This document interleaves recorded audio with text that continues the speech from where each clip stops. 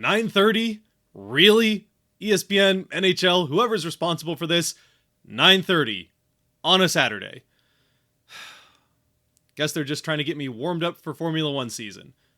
At the very least, the Kraken made it worth it. What's cracking, everybody, and welcome back to Kraken R&R, where, yeah, technically it's better for the Kraken to be losing games right now, but at the same time, especially after the heart-wrenching trade deadline that we all just went through, I think a win was good for the soul. Which, on that front, as we speak, or I suppose as you're listening to this, if you are pretty much right as it comes out, I am finishing editing and getting that video uploaded, a recap of everything the Kraken did at the trade deadline. We already spent a little bit of time in a couple of videos talking about the Gord Bjorkstrand trade to Tampa Bay, but the Kraken also trading Brandon Tanev to Winnipeg and Daniel Sprong to New Jersey. The Kraken got pretty good return, especially from the two bigger trades with Tampa Bay and Winnipeg that sent some of those fan favorite players out the door. And effectively, as I've already seen some comments saying, both on videos and over on Patreon, it seems like this is kicking off the Kraken 2.0, at least a new era of Kraken hockey, with some of those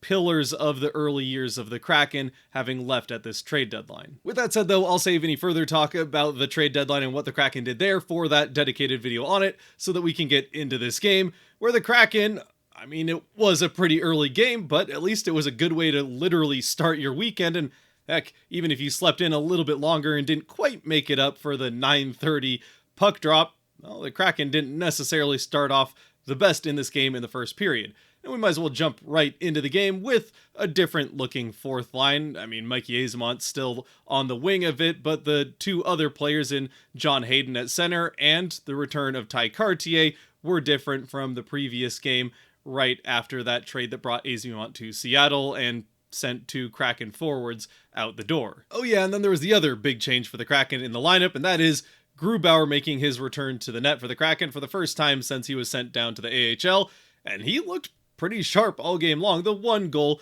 that he does give up in this 4-1 win over the Flyers was a bit of a soft one, and we'll get to that, but he had a couple, one in particular, absolute highlight reel spectacular save. He was, I mean, again, he looked pretty sharp on top of it, seeing the puck well, and just generally wanting to prove that he belongs in the NHL and not back down at the AHL again before whatever happens in this offseason. So then again, getting into the game itself, as we start out, the Kraken do actually get off to a pretty good start for the first couple minutes, actually showing up on time to the 9:30 game, which I don't think is necessarily going to be true for a large chunk of the fan base, at least those of us in the Seattle area or on the West Coast.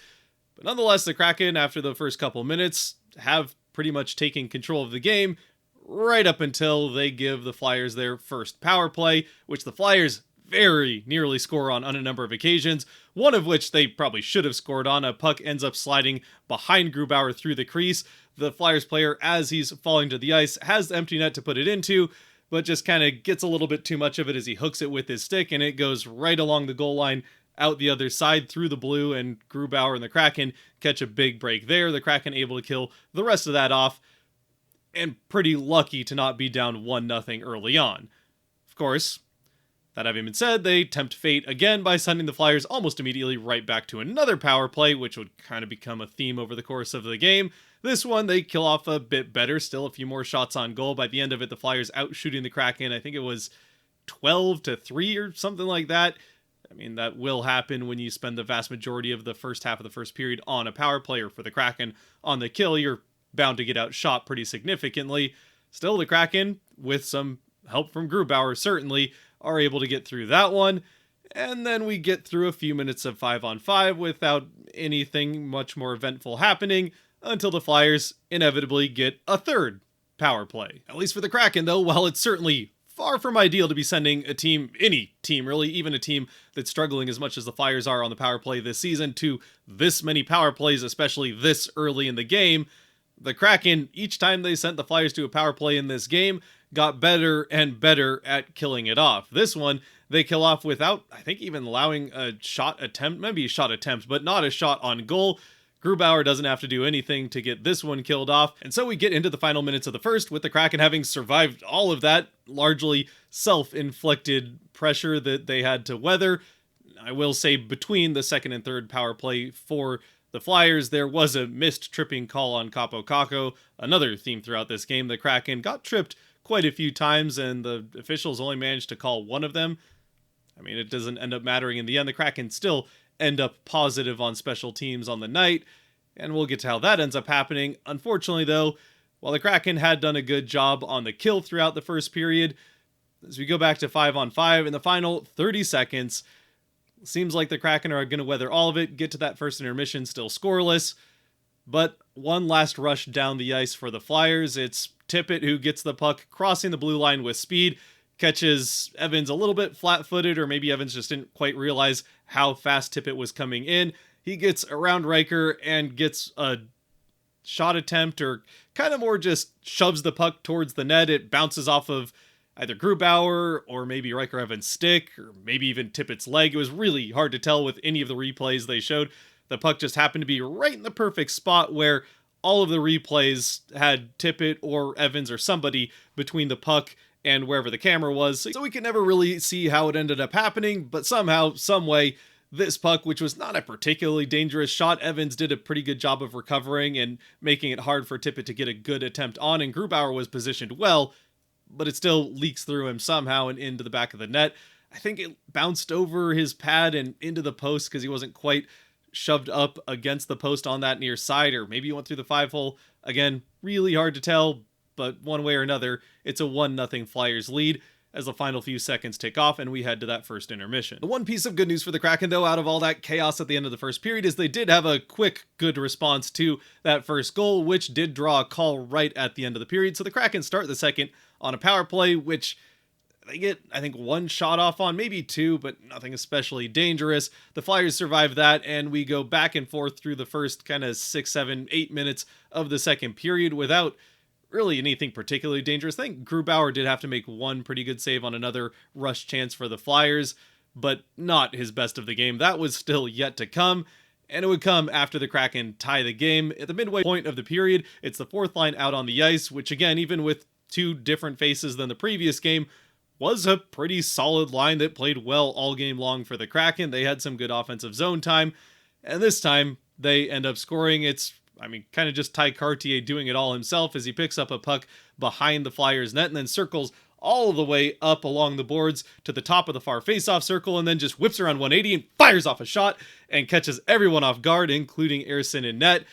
Beats him over, can't remember if it was the glove or the blocker side, either way into the top of the net to tie the game for the Kraken. And for Cartier, his first time back in the lineup in quite some time, I'm sure that one felt pretty good. Then as we get into the final few minutes of the second period, after one more good, in-tight, scrambling save from Grubauer, the Kraken have easily their best shift of the game. It's the first line out on the ice. They get into the offensive end and absolutely put on a clinic on how to keep the offensive end and get shots off while still picking up the rebounds and keeping that possession in a second period where it's very important to keep possession, keep in that end of the ice, because the other team has no chance to get to their bench to get a change.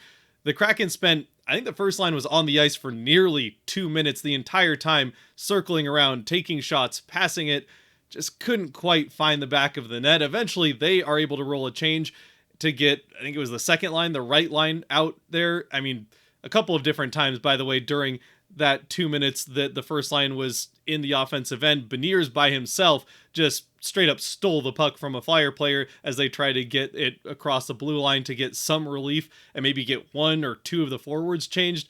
Beniers was having none of it, constantly stealing the puck for them, and even over the course of the game, that was something Beniers did quite a bit of, 5, 6, maybe 7 times. He just straight up came up behind a Flyer player, took the puck from him, and went away with it, and that was a big part of this pressure. Unfortunately for the Kraken, though, even with another 30 seconds of pressure from the right line, it doesn't amount to another goal and the Kraken taking the lead.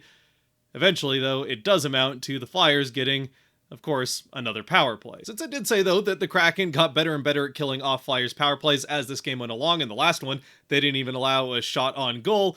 Well, the way that they kill this one off is 18 seconds in, they draw a call of their own to go to 4-on-4. Which at the time, as a quick aside here, as it's going to 4-on-4, I think it was PK Subban on the ESPN broadcast that comes on and says he thought in some way this favored the Flyers to go to 4-on-4, lose the man advantage where they have 5 players to just 4 for the Kraken, get one less, and that gives them more open ice, which is true, but it gives both teams more open ice. In some way, he thought that that was better for the Flyers than being on a power play, and granted, the Flyers have not had a very good power play, so maybe their fans would not have quarreled with that too much. I mean, as Kraken fans, we kind of know what that feels like. Still, it seemed like a bit of a ridiculous comment. In the end, though, it doesn't end up looking all that ridiculous when the Flyers very nearly score almost right away at 4-on-4. They get from their end of the ice, where the faceoff is after that penalty is called against them, down to the Kraken end. Owen Tippett fires off a shot that is saved by Grubauer off of his toe, but bounces out to the far side where Michkov is the first one to it. He's got empty net to shoot at, with Grubauer already down and out at the top of his crease from that previous save. Fires off the shot, and Grubauer is somehow able to dive back with the glove hand and catch it before it can go in.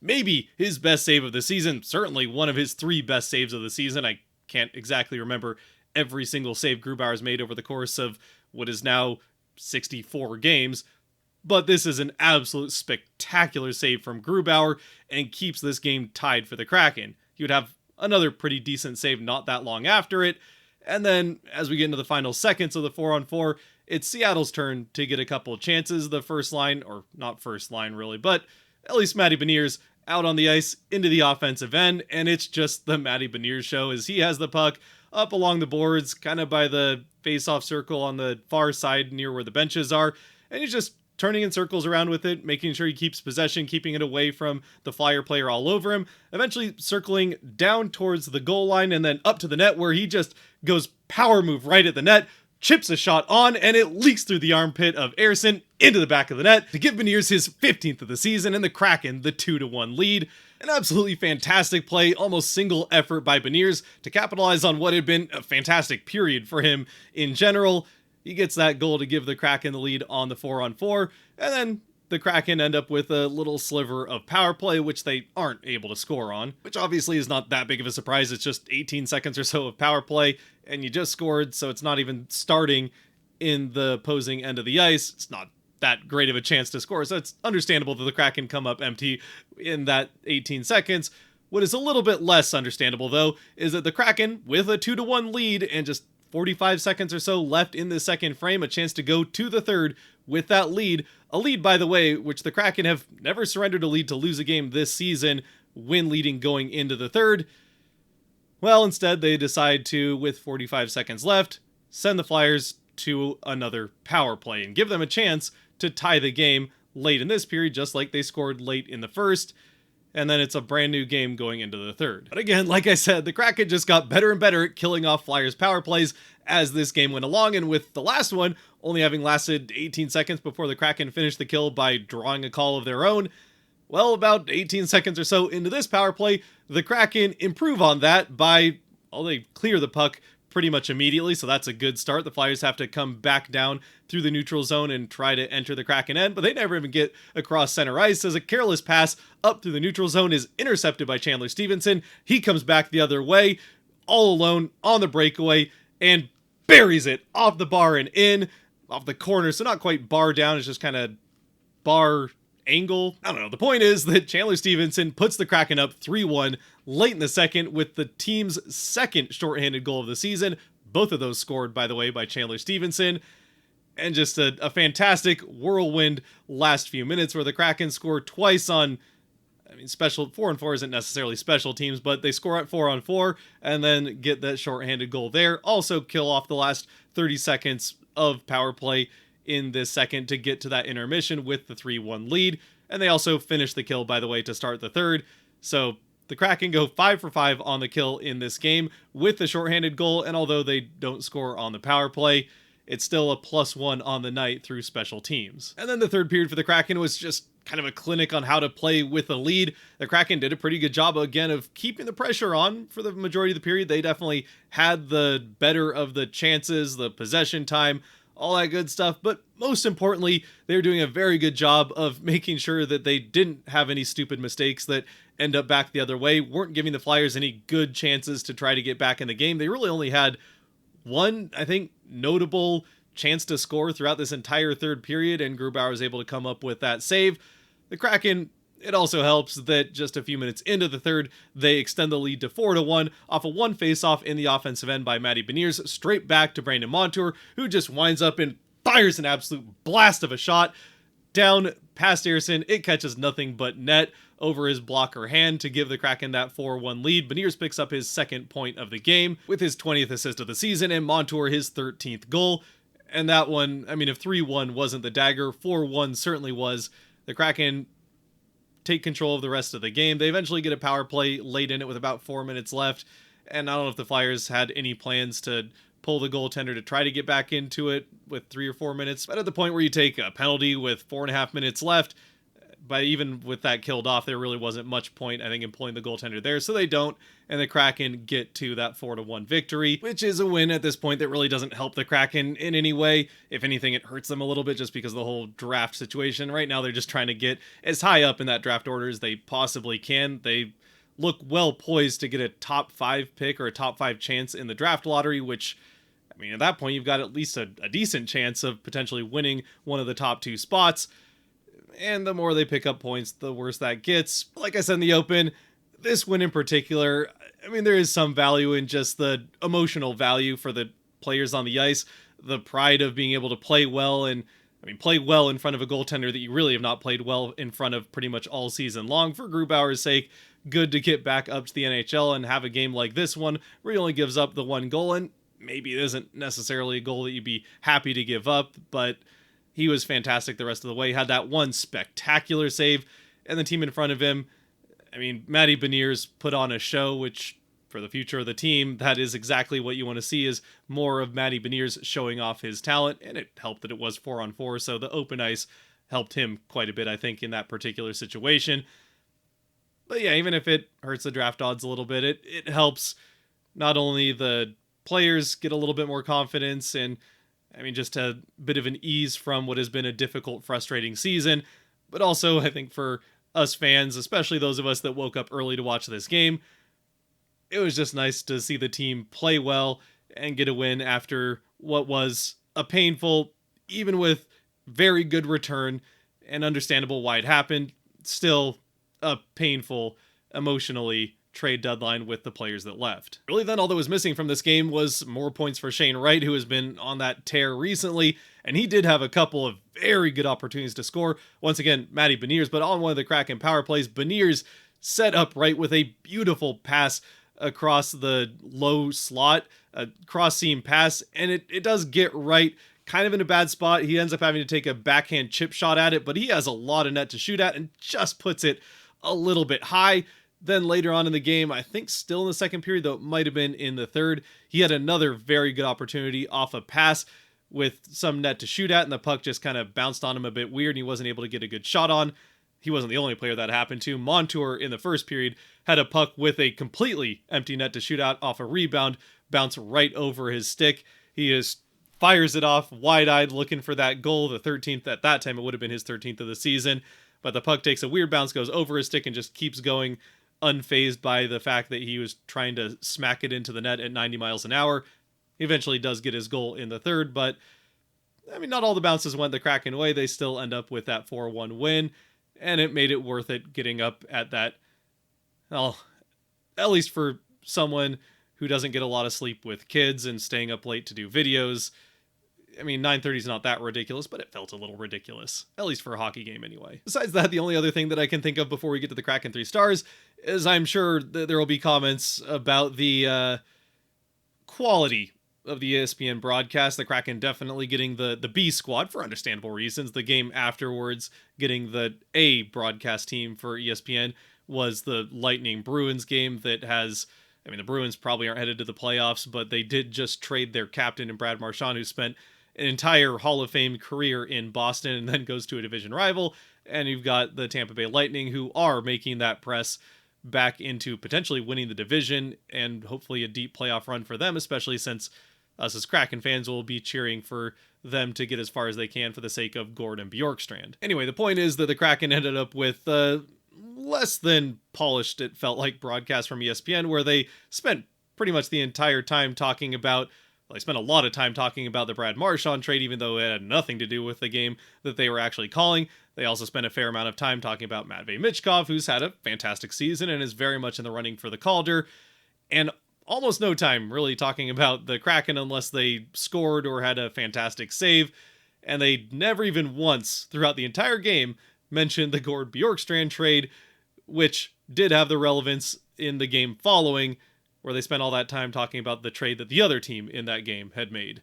They did at one point mention the Brandon Tanev trade because their people in the truck actually put up a graphic that showed the big trades relevant from the previous day, and they got through the first 3 of them, which included the Tanev one, and then even with Kraken trade with Lightning, right there, they completely failed to mention it and just talked about the other trade that the Flyers made, sending Lawton to Toronto. But anyway, it's not like it really matters all that much. I mean, besides Kraken and heck, just Seattle sports fans in general are kind of used to being ignored by national media, so it's just par for the course there. And if anything, I'll say this for the ESPN broadcast team, they did a very good job of making us appreciate what we have with the Kraken Hockey Network and that fantastic crew that we've had through the entire history of the team so far, through the Root Sports days and up through now. And with that, let's close things out here with the Kraken 3 stars, as always brought to you by the patrons over on Patreon. If you do want to help decide these Kraken 3 stars after every game, or be a part of helping decide the Channel Kraken Awards at the end of the season,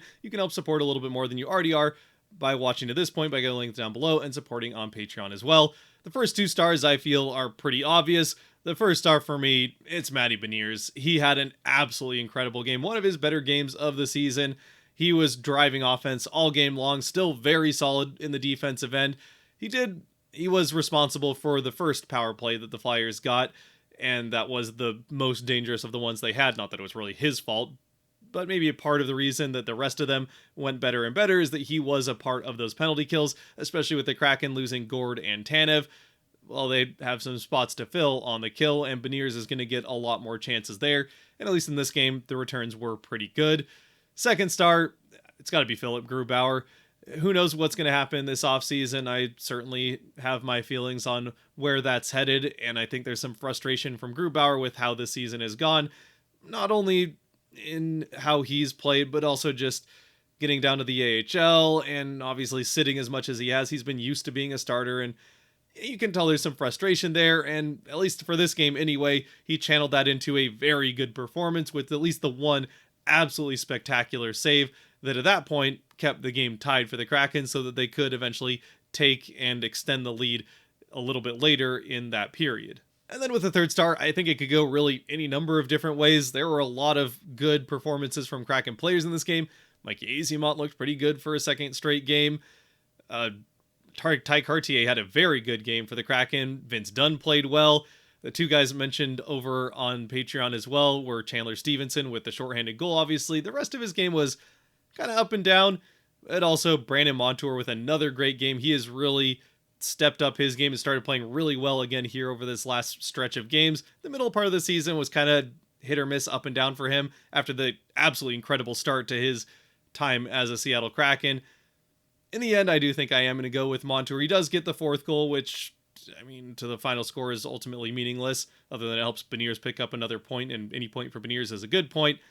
But he, throughout the game, was great. He had that other chance where just a weird bounce prevented him from getting a goal earlier on in the game, so he could have easily had 2. Another great game for Montour. But I'd love to know your thoughts down in the comment section below, who you might have as a third star, if for whatever reason you would argue with either of my first 2, who your 3 stars would be, how you're feeling after the trade deadline, now that we're a couple games removed from those 3 players leaving the Kraken lineup, and now that we've seen a couple of them play with their new teams.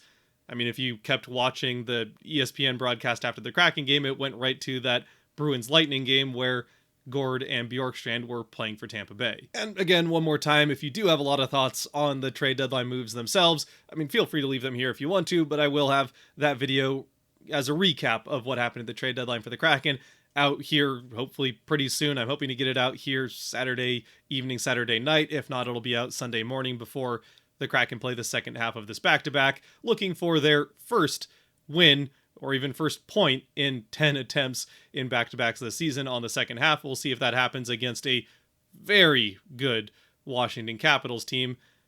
At the very least, it would just be nice if the Kraken don't give Ovechkin 10 goals to break the record right then and there. Either way, though, as always, until next time, stay safe out there, be good to each other, God bless, and go Kraken!